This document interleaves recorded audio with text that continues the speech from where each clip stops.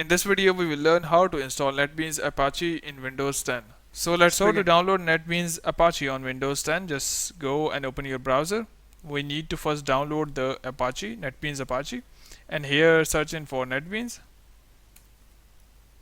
Apache download and hit enter. Now go to the official netbeans.apache.org website and here click on download at the right. Now you can download the latest version, that is 11.1. Just go and click on download. Now download according to your operating system. So I have Windows 64-bit, I would be downloading this one. So just go and download from this link. So the download will start. In my case, I have already downloaded it, so I would go to my download folder under the programs.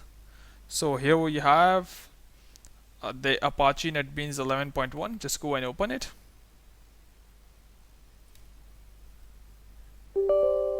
Click on yes, and the installer will start installing the Netbeans Apache 11.1 on Windows 10. So here just go and click on next, agree to the license agreement, click on next, click on untake it because it would take a bit of a more time by downloading extra updates from the internet.